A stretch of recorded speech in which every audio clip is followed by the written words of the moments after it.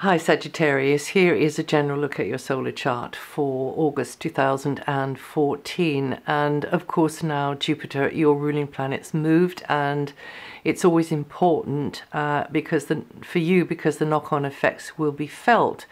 And for this next 12 months, Jupiter is in a fellow fire sign, and that means it will have an extremely positive effect on your sun sign. So you're going to be on something of a learning curve. It's very much a time when you can be learning through doing, and maybe getting more strings to your bow, improving your skill set. It could be you having more connection with those at a distance. Travel could be coming into your life more than it was in the previous 12 months. And definitely your experience will be broadening, you will be growing, a project could be growing. This is a good time to sort of put the plan together for the project, or indeed to launch into something new. Also, it's a good time for you to not only maybe go back into formal education, but of course Jupiter, your ruling planet, is the learning through doing planet, so it'll be, and its favorite place is informal education, but you could be doing that, or indeed you could be the educator, so you could be the one who is the teacher, or maybe it isn't that, maybe you're the advisor, the mentor, the counselor, the guide. This all comes into this area here. You are the disseminator of information. You are the communicator. You're the broadcaster. You're the publisher. You are the wordsmith. You are doing something which needs to be broadcast across a wider stage. And this is the run-up year to it. This is the year for kind of getting involved and learning the ropes. Jupiter is about learning, but it's also about expanding your life. So you could be branching out into new things through these areas, through travel, through those at a distance, through education, through teaching, mentoring, counseling, through formal education as well, and anything to do with beating the drum, putting information out, across a wider stage. Very much, this is Jupiter's own solar house. He works very, very strongly out of this house, and you thinking bigger, you getting the bigger picture, you broadening your experience very much, and maybe even learning a new language, some of you, with Jupiter in this area here, having to familiarize yourself with another's culture, another's background, another's slant on things. All of that is grist to your mill. All of that is going to teach you a heck of a lot. Now, having said that, there was also a significant move of Mars coming into a very background area of your chart, in a way lowering your vitality a bit, but I don't want to make you think as though you're going to be like walking around like a zombie or anything, because of course obviously that's not true. But what it does is it turns the energies inwards, you see. So you got the same amount of energy, possibly even more, at your disposal, but in an introspective kind of a way, in a behind the scenes kind of a way. So this is in the cocoon now. Where your energy lies. This is in a background area where you can be beavering away, getting something set up, getting something sorted, finishing something up, tying up loose ends, working on a project which in your mind is bigger than you. So it's a good cause, or it's for a common good. It can be like that, can be more than one, but Mars is in here for a relatively short time compared to the previous transit, which was over 7 months. Mars is in here just until mid-September, and then moves on into your sign, and then it will kind of be all systems go. So you're in the run-up period, with Mars coming into this background area and teaming up with Saturn, which is already there. Now, Saturn Saturn, as in my astrology, is the female planet. It's the shaping, building planet. So it's the female energy, as in females in the animal world, shape from the egg to the fetus, to the embryo, to the child, and very much shape the child's character or the children's characters. So it's the building, shaping planet. It's a female planet. It's a very strong limiting planet. It's a very protecting planet. It's a building planet. And you've had this planet there since October 2012, asking you to come to terms maybe with the past, asking you to put your shoulder to the wheel in very often an unthanked kind of a way, as a support for another or others. Asking you to, you get brownie points in heaven for all of this stuff, you know. Asking you very much to be maybe, you know, holding things up from underneath and doing more work on whatever the thing is, backstage or in the wings. And others just not really grasping, you know, how much you are. And this is the house of, it's a karmic house, but it's also a house of sacrifice. So don't make a martyr out of yourself. I suppose the teaching of Saturn here, with her very good ability to limit and be boundaried, is to teach you how to limit and almost like compartmentalize, you know, right, this is for you, this is for me, this is for you, this is me, you know, to understand that you shouldn't just lose yourself, being somebody else's savior, being, you know, sacrificing, making, you know, crunching yourself up really, really small. You know, I don't exist, I'm not important, completely on behalf of somebody else, no matter how important they are or the project is. You know, no matter maybe what your maybe judgmental conscience is telling you. Saggies are always looking for the truth.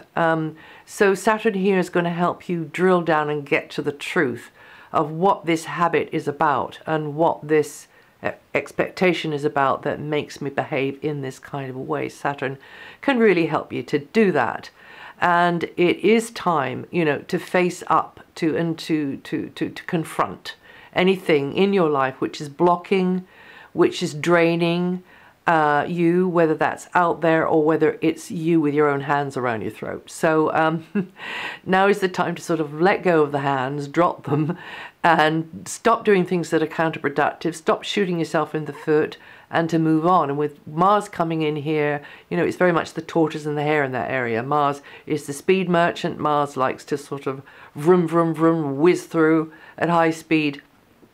And on the way maybe wreak a bit of havoc, maybe make you more sensitive, more emotionally reactive. And Saturn is just plodding on, you know, like the tortoise. So yes, and those are the longer, bigger things that are happening on in a longer time frame, but on a deeper level than the Sun and Mercury and Venus position, which are relatively swift. I mean, even Mars is now that it's come back into its normal cycle. So where the Sun is as the month kicks off is actually in a really lovely area. The Sun every year at this time comes into Leo, so that's the fellow fire sign, and really putting wind under your wings, you know, very much so, lifting the sails after a period of calm. And it's a very outgoing, expansive area that the Sun is in, and really it's a morale booster, and you see all sorts of possibilities. You see all sorts of possibilities, and for many of you, travel will be involved here, and that's many Saggies' favorite thing. The grass is always greener on the other side. But you learn as well a lot from all of this, being outside of the box. So this is a time that you should definitely do what you can to go and do new things which get you outside of the box, and the distant horizons beckon. On the 7th, this is quite a dreamy energy, and it's also an energy where you might have more demand on you to be there as a support for another. It could be either side of the 7th, but the 7th is when it's, you know, the energy, the aspect's right in the middle of the note. So it could be, you know, that there you've just got, you've got to do more, but also the imaginative side of you can come out, the creative side of you, the dreamer making something into reality. A cherished hope can start to take shape there. And also for you to be aware of the 8th and the 9th. That's a time that you've got to push through with determination. There could be ups and downs and maybe slightly jittery energies around, but just take advantage of the energy of change and progress. So try to see beyond, you know, the kind of the dense undergrowth that you've got to keep pushing through, that realize, you know, that actually you have a guiding spirit flying high above you, and you just got to follow that through this undergrowth. So you've got to get, get your, what do they chop through undergrowth with? It's a kind of a sort of a curvy knife, isn't it? I'll think of it later, and I expect you're shouting it at me. Well, never mind. Yes, scything your way through there. Now, until the 16th, Mercury is in the same area as the Sun, so very much maybe you're communicating with those at a distance more, thinking about things to do with something going on at a distance. And also it is a great time to take yourself off somewhere different, whether it's travel or in another kind of a way, you know. And very much this is a promising time, so plans could be forming, you see. The pieces of the puzzle could be coming into place. A great time to get confidential advice, or indeed advice. It doesn't have to be confidential, because you need those pieces of the puzzle. You might have to look into the legalities of things for some reason. This is also the area of broadcast, communication across a wider stage, sort of putting it all together because of something you want to put out there, or indeed you want to source the information. You need these pieces. So either you're getting the word out or you're getting the word in. You're either being guided or you're being the guide. You're being informed or you're being the informer. You're being the teacher or you're being the taught.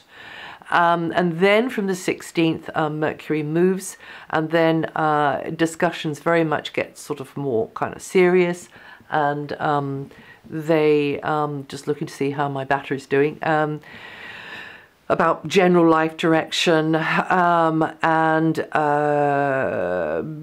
more resourceful about goals and schemes, and also career matters, professional matters.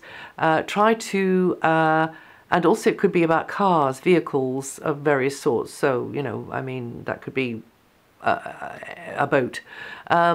Try to avoid major sort of appointments or decisions on the 18th or 19th, because you're not quite all here then, possibly. You know, you're a little bit not seeing everything clearly, bit head in the clouds there. And of course the degree of this always relies upon one's natal chart. Anyway, now until the 12th, Venus is in a place where you can have your feelings touched quite deeply. You can be feeling sentimental, but you can be feeling very loving as well. Or you could be feeling very passionate about somebody, or they could be feeling passionate about you. Hopefully you're both doing it at the same time, because that would be, you know, the ideal. Or it could be that you're feeling passionate about something. Now, this is actually a good time, if you were in negotiations over something, for you to do not too badly. If you're having to take a gamble on something, you might come out not, you know, it might not be it might be a little bit better than you thought.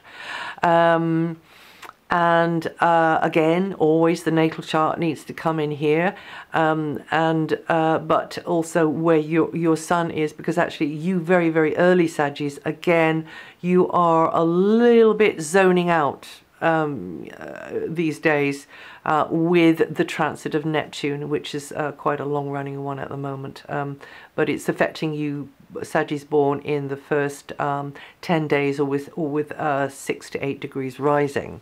So all that glitters is not gold, you know, and you can have the wool pulled over your eyes, or you're just slightly in the etheric, slightly, you know, you're popping back and forth, you know, out of the body into the body, out of the body into the body, even though you might not see it like that. But it's great for the creatives, it's great for the creative imagination, it's great for the healers, it's great for those who are very much there in a spiritual kind of way for others, but also for all the artists, of course. Now, to get back to Venus, so Venus moves on the 12th, and then you are connecting with others in a heartfelt sort of a way, but also in a monetary kind of a way, perhaps with something or someone at a distance. And also this is a good time to get the right teaching, the right information, like I was saying about the position of the Sun and also Mercury. This is when that nice harmonious energy comes in there for the information, putting it out there, or pulling it to yourself, publications and the like, but also the legalities of things. And there's just a kind of a balancing that comes in there with that one there. And then from the 23rd, the solar energy moves, and then it comes into this more serious area where Mercury has already arrived from the 16th, discussing things about plans, direction, professional stuff, career stuff, authority figures, parents, maybe for some of you, bosses, having dialogues with them, having dialogues with officials, you know, bank people, bosses, teachers, people in the system, you know, medical people maybe, but just people who are in so-called authoritarian positions or positions of power. And yes, and aim for some downtime though around about the 29th, because your external worldly energies aren't going to be too strong. They're a bit of a low ebb. They are a bit of a low ebb all month, as long as you understand that there's this inward energy with a lot going on in the background, in a small cloistered bubble with others, maybe, you know, with specific people. And then the energies kind of, you know, are working, but this is the growing something in a chrysalis time. And on the 25th, there could be, you know, something unexpected, which is really quite nice, coming in your direction. Maybe you're meeting somebody special, or maybe there's a turn up for the books that you weren't quite expecting, or you didn't think it would turn out quite like that, but it seems to be quite positive. So you're taking your targets and overall directions more seriously from the 23rd, but there still is very much this connecting with those at a distance.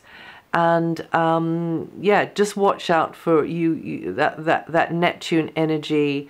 It's a bit smoke and mirrors, you know. It's sort of like the hall of mirrors at a fairground.